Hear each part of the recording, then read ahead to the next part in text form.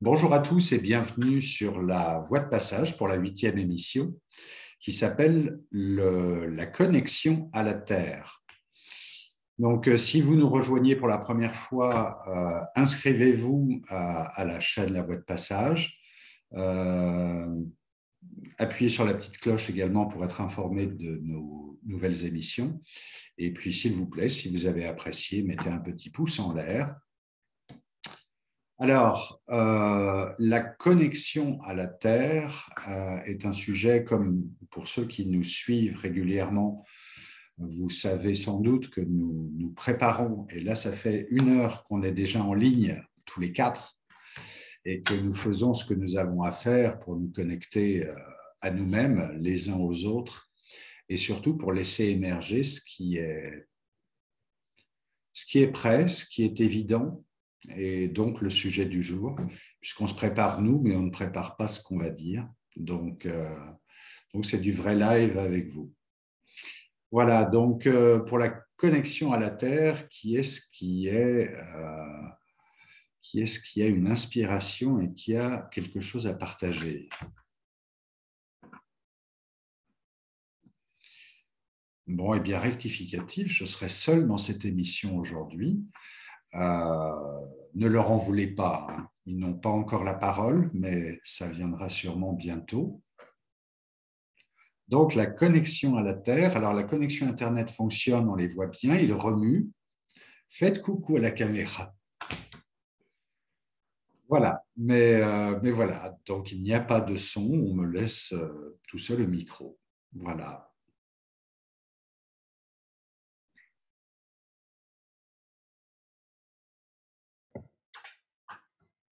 Je me demandais soudain, Odile, si c'était le bon sujet que nous avions choisi. Non, non, c'est vraiment le bon sujet parce il est revenu pour nous tous, de chacun. Nous avons eu cette notion de connexion à la Terre et de lien à la Terre et de connexion à la Terre. Nous avons traité le lien la dernière fois et c'est bien sûr, c'est aussi un lien à la Terre qu'on ressent ou qu'on ne ressent pas. On est sur Terre. Bon, voilà, c'est ce qu'on nous dit quand on est sur Terre. Alors, sur Terre, nous, contrairement aux animaux, on n'y est pas tout de suite. C'est-à-dire qu'on est à l'horizontale un certain temps quand même, si on regarde notre animal à nous. Et le moment où on se met sur Terre, c'est pas complètement évident. C'est rigolo d'ailleurs d'observer ça. C'est que c'est pas complètement évident pour nous de trouver l'équilibre, de faire un pas et un autre. Et je trouve que cette prise de conscience de la Terre du tout petit enfant est très intéressant pour dire comment ça fonctionne ensuite la vie. C'est qu'on est en recherche d'équilibre quand on avance sur Terre. En fait, si on regarde bien, on est en recherche d'équilibre tout le temps. Et cette recherche d'équilibre, elle prend, j'allais dire le mot racine, c'est que si on ne reprend pas nos racines, si on n'accepte pas d'être là, ben on se barre, hein. Alors notre corps y suit plus ou moins bien, mais notre seule façon d'être conscient, d'être sur Terre, c'est d'avoir la conscience de notre corps, je dirais. D'avoir la conscience de notre existence. Et c'est pour ça d'ailleurs peut-être que j'ai été amenée en faisant un travail euh, comment dire, même un travail de relaxation avec quelqu'un par exemple, eh bien, je vais très souvent prendre d'amener la conscience du corps et d'amener la conscience de la structure, autrement dit, du squelette. D'accepter qu'on ait des fémurs, qu'on ait... Et c'est peut-être cette acceptation jusque là qui nous fait l'acceptation, qui d'ailleurs nous démarque nos limites déjà, et qui nous fait l'acceptation d'être sur Terre. Et les pieds sur Terre, puisque c'est notre base. Et la connexion à la Terre, c'est vraiment la connexion du pied sur Terre, et presque avec une sensation d'être dans la Terre. Euh, voilà, je ne sais pas pourquoi je commence par là, mais j'ai l'impression que c'est structurellement nécessaire de passer par là. de passer par cette acceptation de structure. Nous avons la même. Après, il y a beaucoup de différences. Mais au niveau de la structure, voilà, donc une connaissance de notre squelette, c'est là qu'il faut passer, peut-être. Alors, je vois que Sébastien, tu as retrouvé la parole. Oui, ça y est, la parole est revenue.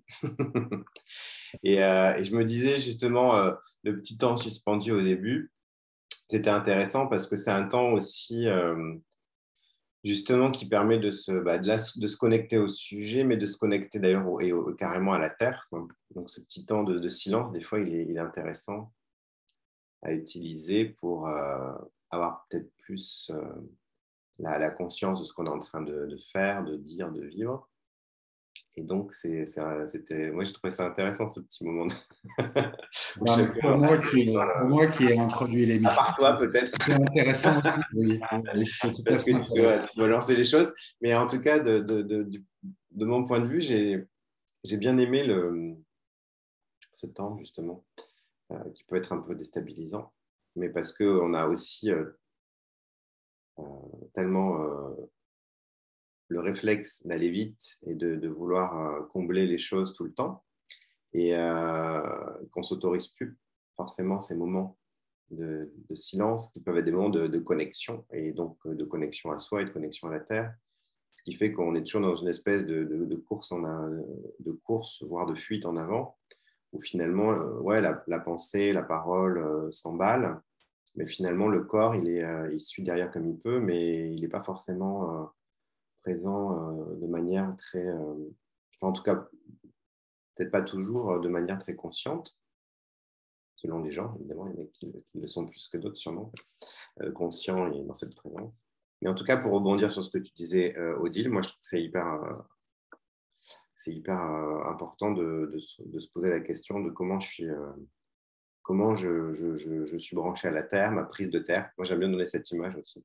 Les pieds, c'est un peu comme une prise, quoi. Et s'il n'y en a qu'un qui est au sol, on est à moitié branché. Il faut bien qu'il y ait les deux pour que le courant circule, pour qu'on sente la connexion à la terre au sens purement là, je ne sais pas si c'est énergétique, tellurique, enfin bon, un truc de cet ordre-là, pour qu'après ça puisse structurellement, comme tu l'as très bien dit, Odile, se répercuter dans le corps et dans sa verticalité progressive. Et on voit bien que si on prend là, ça me fait forcément penser à l'image de l'arbre, la sève qui monte et puis après qui circule. Il y a quand même ce mouvement vertical et ce n'est pas l'inverse. Ce n'est pas les branches, les feuilles qui sont d'abord nourries et après le tronc qui se déploie et qui s'ancre dans le sol. Donc moi, le sujet de la connexion à la terre, ça m'évoque tout de suite ça. Ramener à l'individu, évidemment, ramener à soi. Et puis ensuite, au-delà de la connexion à sa terre intérieure et à la terre qui nous abrite, il y a effectivement aussi, alors plus largement, la connexion aux éléments et puis à tout ce qui constitue la terre. Et comment on est avec ça? Est-ce qu'on est ouvert à ça? Est-ce que finalement on l'intègre vraiment dans notre quotidien ou pas? Et voilà, c'est un peu la question que j'ai envie de soulever,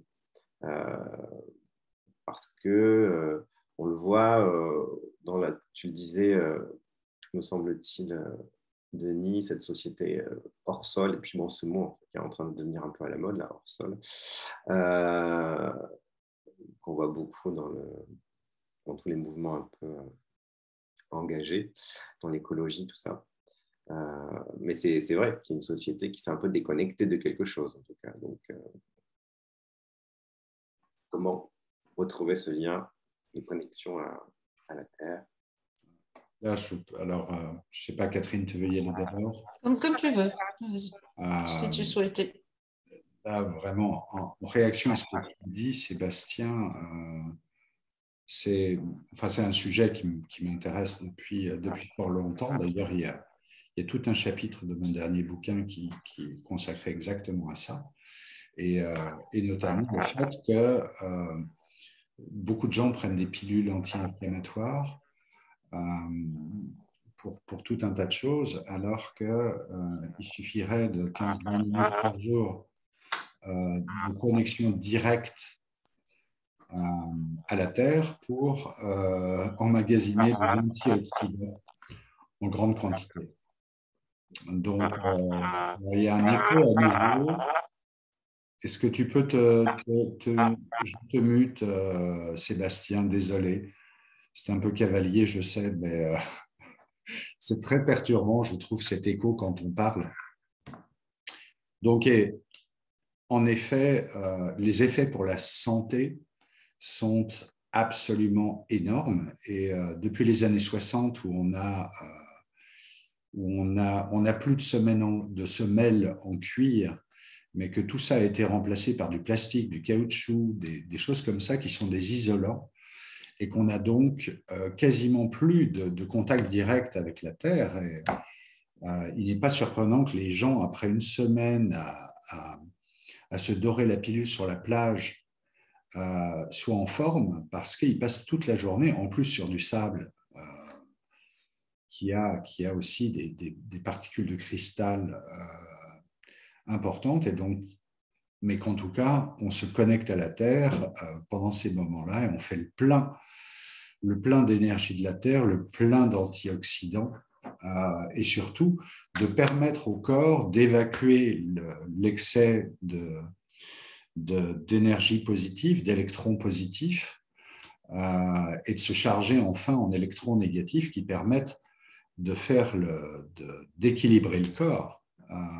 Et vous savez, quand vous faites la bise à quelqu'un et que vous prenez une décharge électrique, c'est ni plus ni moins que le trop-plein d'électrons positifs qui essayent de s'évacuer. Et le meilleur moyen de s'assurer qu'on n'est pas trop chargé en électrons positifs, c'est justement de mettre les pieds sur la terre ferme, mais sans semelle de caoutchouc ou de plastique. Bon, je vais m'arrêter là, je ne vais pas faire un long développement sur le sujet, mais c'est un sujet qui m'intéresse beaucoup. Donc, si tu te sens prête, Catherine, pour prendre le relais, maintenant tu peux y aller, et puis moi, je me mute. Quand j'évoque la connexion à la Terre ou le lien à la Terre, je vois deux choses. Je vois la Terre en tant que monde avec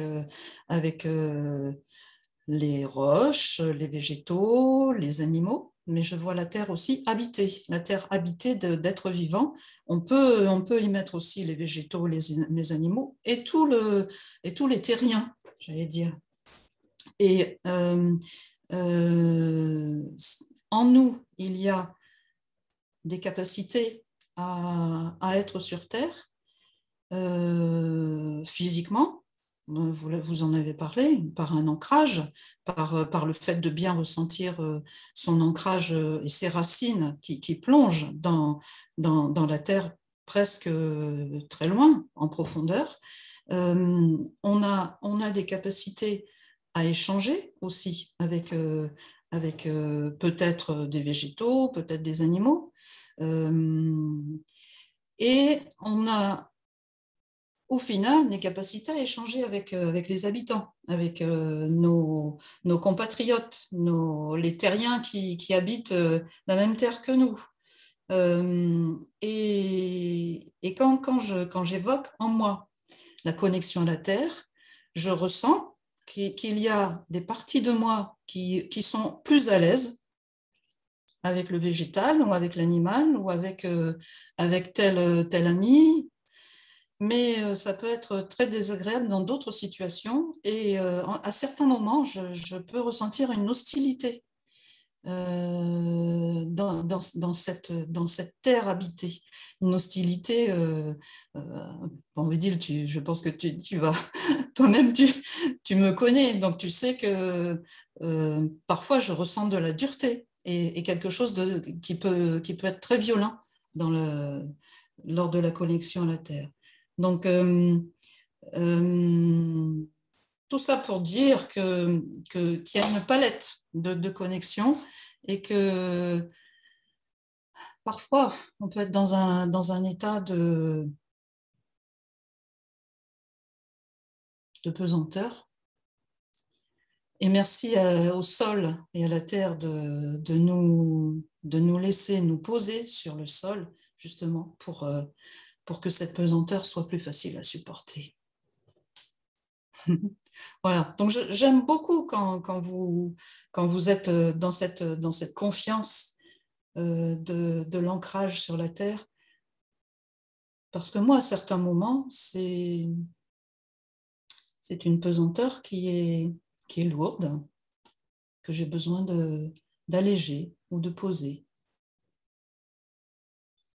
Bon, je ne voudrais pas laisser quelque chose s'installer. Hein. Non, mais pour rebondir sur ce que tu dis, justement, j'ai instinctivement la forte impression que ce qui se passe pour nous depuis 18 mois aurait du mal à se passer de la manière dont ça se passe si on n'était pas une civilisation hors sol et que les gens étaient connectés à la Terre. L'une des composantes de ce qui nous a chahuté depuis 18 mois, pour moi, c'est une perte totale de bon sens. Et que voilà, le bon sens près de chez nous, les pieds dans la terre, c'est pas que des expressions. Et à mon sens, il n'y a pas accès à un certain niveau de réalité, d'incarnation et de bon sens sans avoir une connexion physique à la terre qui nous porte. Ça, pour moi, c'est une évidence. Beaucoup rigoleraient à entendre ces mots-là, mais effectivement, pour moi, il n'y a pas l'ombre d'un doute.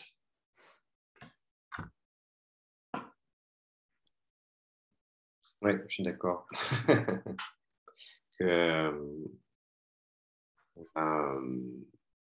On a tendance à, comme tu l'as très bien dit tout à l'heure, à s'isoler de la Terre, alors consciemment ou inconsciemment, volontairement ou involontairement, évidemment. Mais c'est quand même... les éléments sont là autour de nous et on a la capacité, effectivement, à se déconnecter d'eux ou à ne pas les voir, alors qu'en fait, il y a une vraie interdépendance, que ce soit entre nous ou avec tout l'écosystème, finalement, même de la planète. On est tous à un moment donné, d'une certaine manière, interdépendants les uns des autres, que l'on soit finalement l'espèce animale, l'espèce végétale, peut-être même l'espèce minérale. Mais bon, en tout cas, il y a forcément une interdépendance réelle, mais qu'on a un peu oubliée sûrement, ou je ne sais pas si on la mesure ou si on l'appréhende réellement, parce que justement, on mesure beaucoup de choses, on sait très très bien mesurer tout, mais finalement, on ne sait pas forcément mesurer de la même manière l'importance sûrement de la connexion à la Terre dans toutes ces dimensions. Je me souviens d'une phrase, alors je ne sais plus du tout qui c'est qui a dit ça, mais là qui me revient, qui est très jolie, qui disait « On mesure la taille d'un arbre, mais on ne mesure pas l'effet produit par une forêt sur quelqu'un. » Et il y a quand même voilà, il y a un truc de cet ordre-là et qui fait que quand on n'est pas, quand on perd la connexion, moi j'ai le sentiment qu'on perd peut-être ce truc d'effet qui n'est pas mesurable en soi, mais qui est réel. Exactement comme peut-être ce que tu disais, Denis, en disant c'est vrai que marcher pieds nus dans l'herbe une demi-heure par jour, de temps en temps, ça rééquilibre les choses. C'est peut-être un peu du même ordre, parce que finalement, dit comme ça, on peut se dire ouais, bon, est-ce que ça marche vraiment? Pas forcément sentir un truc immédiat ou un truc qui se mesure tout de suite. Mais par contre, ce qui est clair, c'est que ça a un effet réel, mais il ne se mesure pas de la même manière. La meilleure chose, c'est si la prochaine fois que vous aurez mal à la tête, allez vous mettre les pieds nus en contact avec la terre et vous verrez, ça remplace très bien le doliprane. Ceci étant dit, c'est Odile qui a utilisé l'expression au tout début qui disait la prise de conscience. Moi, j'ai entendu la prise de conscience, mais la prise au sens prise électrique. Et la connexion à la Terre, c'est vraiment une prise de conscience. Et là, pour rejoindre ce que je disais sur la notion de bon sens, voilà.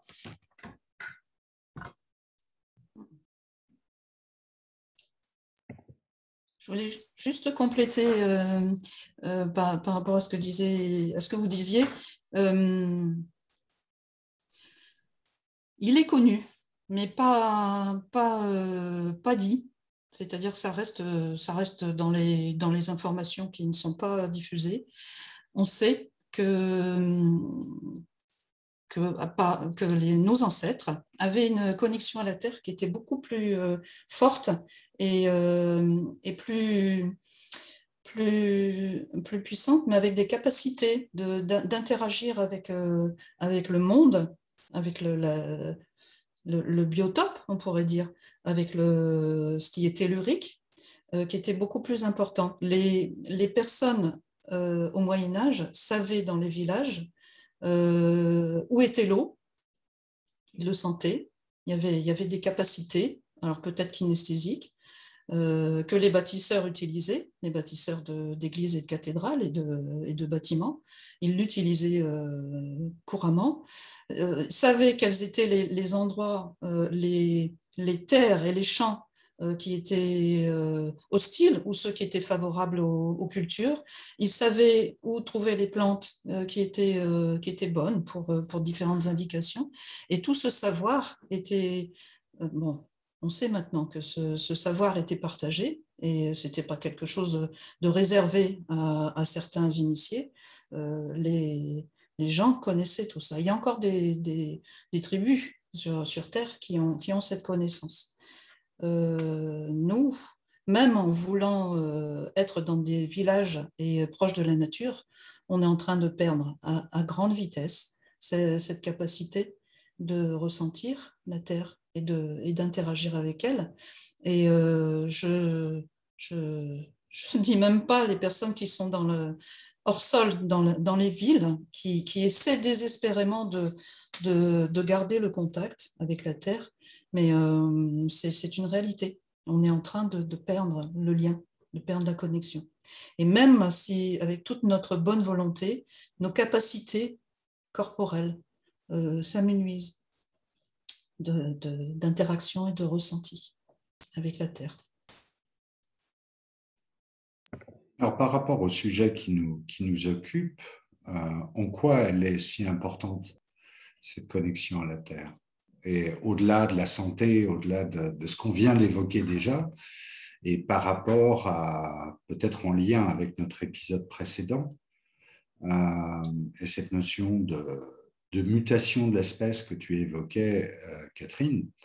Alors, mutation, ça peut aller dans plusieurs sens. Ça peut aller effectivement dans ce que tu décris, de la diminution de notre capacité à connecter à la Terre, et puis ce qu'on voulait dire la dernière fois sur aussi une transformation de l'humain, je dirais, par rapport à une expression de qui il est de manière plus large. Mais à votre avis, cette connexion à la Terre, quel rapport a-t-elle avec nos sujets?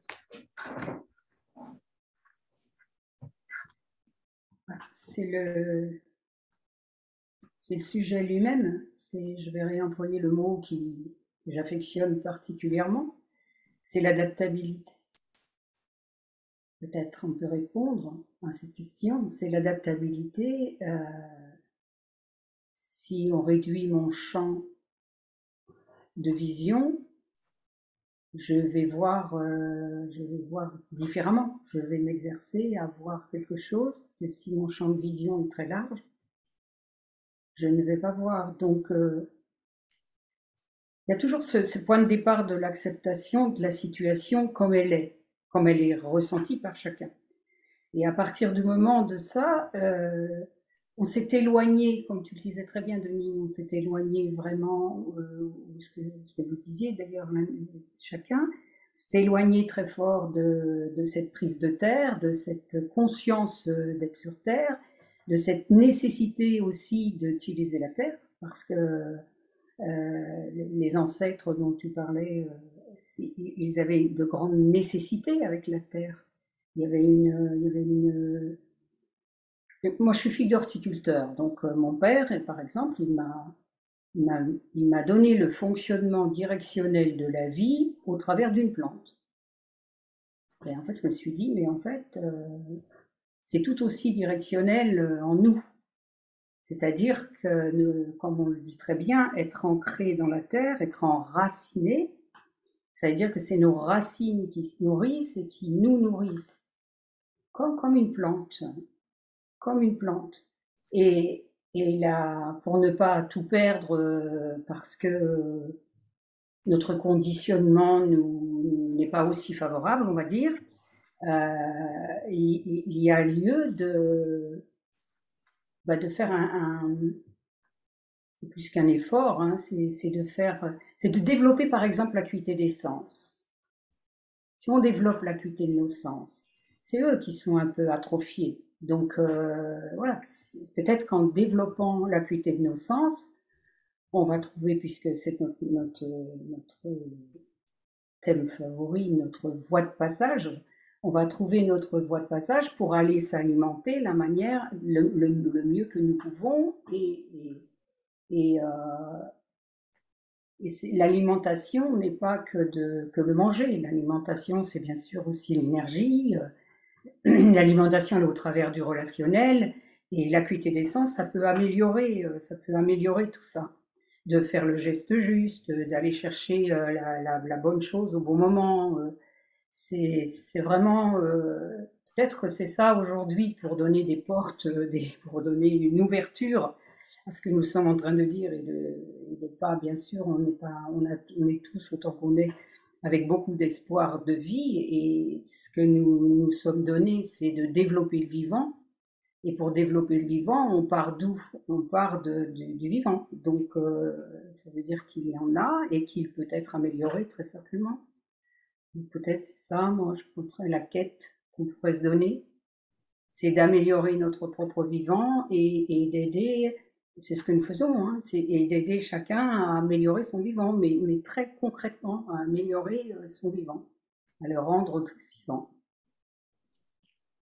C'est comme si alors je prolonge peut-être ce que tu es en train de dire. L'acuité de nos sens, on peut l'entretenir, on peut la ressentir et on peut en intériorisation, par exemple, dans la journée, se donner comme intention de ce corps-là qui a une acuité et qui sait s'ancrer dans la terre, de le laisser justement s'exprimer et de le laisser et de l'entretenir, d'en prendre soin. Il y a quelque chose en nous qui est presque un corps propre à s'intégrer à la terre. Et on peut en prendre soin régulièrement dans la journée ou dans la semaine. Mais est-ce que c'est ça que, si je te comprends bien, est-ce que c'est ça? Est-ce qu'on peut aller jusque-là? C'est une question que tu me poses. Oui, bien sûr, mais c'est non seulement on peut aller jusque-là, j'ai envie de dire on doit aller jusque-là.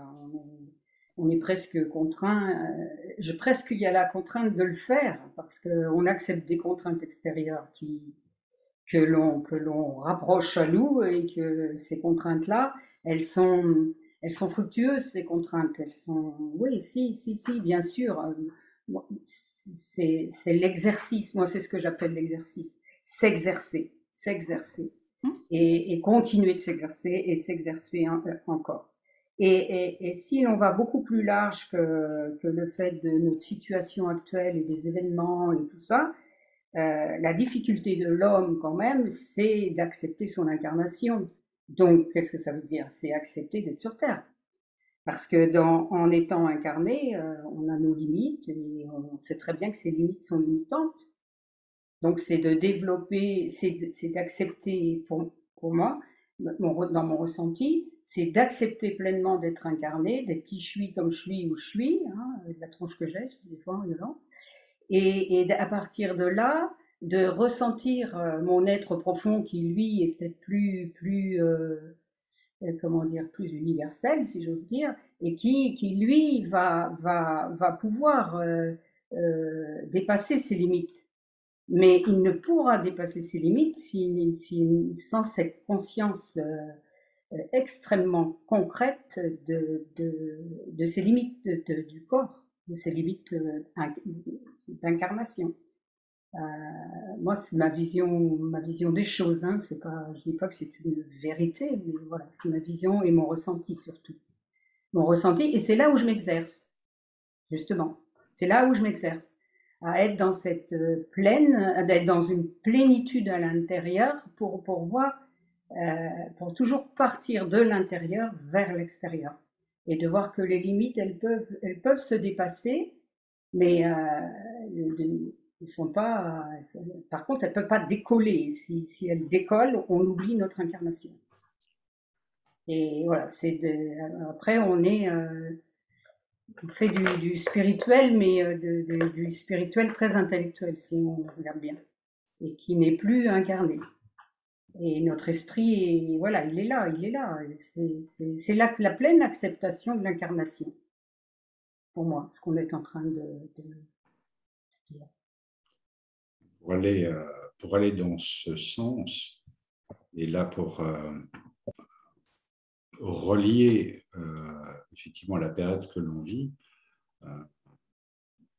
je recommande aux gens, et je pense à toutes ces personnes qui vivent en milieu urbain, à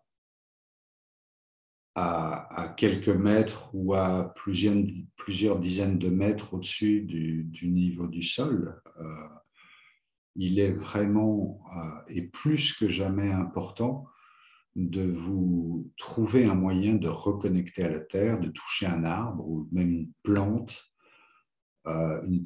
j'entends qu'il soit dans la terre à l'extérieur, mais de reconnecter parce que les repères, quand ils sont perturbés, eh bien, c'est de revenir au point zéro, de revenir à la racine, et donc de reconnecter à quelque chose dont nous faisons partie de manière fondamentale et incontournable, même si nous avons affaire à un certain nombre de gens qui veulent nous augmenter, nous transformer en des semi-robots, eh bien pour moi, on est loin d'avoir exploité et d'avoir redéveloppé le potentiel que nous avons intrinsèquement en tant qu'être vivant biologiquement, simplement biologiquement, et en contact avec notre terre nourricière.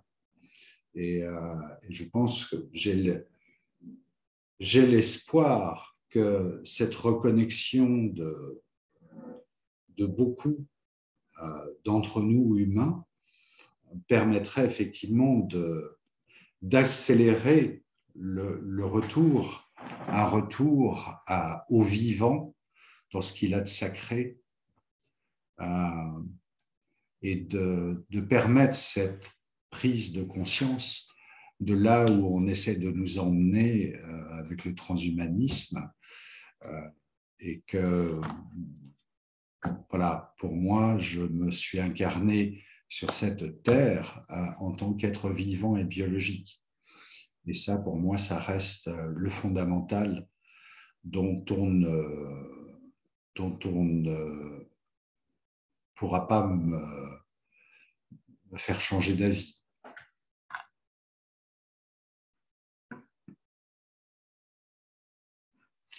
Eh bien, est-ce que nous avons fait le tour? Alors, je pense que nous pourrions rester beaucoup, beaucoup plus longtemps. J'avais juste peut-être encore une chose, puis vu que vous ne parlez pas, eh bien, par rapport au système immunitaire, et de vous souvenir aussi qu'en tant qu'être vivant, nous bénéficions naturellement de l'intelligence la plus extraordinaire qui existe dans cette dimension de réalité, et qu'il faudra, si l'espèce survit, encore quelques millénaires ou millions d'années pour que l'humain crée quelque chose qui arrive, allez, disons, à peu près au niveau de la cheville de l'intelligence naturelle. Voilà, je disais juste ça en passant et en disant que pour moi, le travail sur l'immunité naturelle est beaucoup plus probant que tout ce qu'on peut nous proposer aujourd'hui. Voilà, bah écoutez, ça fait en gros une demi-heure que nous sommes ensemble. Encore une fois, n'hésitez pas à vous inscrire à la chaîne La Voix de Passage et puis aussi à nous laisser des commentaires. C'est le meilleur moyen pour nous de savoir ce que vous en pensez, si ça réagit d'un côté, de l'autre, positif, négatif, ah bah non, je ne suis pas d'accord, ou au contraire, ah bah oui, il a dit exactement ou elle a dit exactement ce que je pensais. Mais interagissez avec nous, ça nous aidera aussi beaucoup à faire vivre cette chaîne de La Voix de Passage dans le futur. Voilà, en tout cas, une belle journée à chacun et à chacune d'entre vous. Et merci à nous quatre aussi.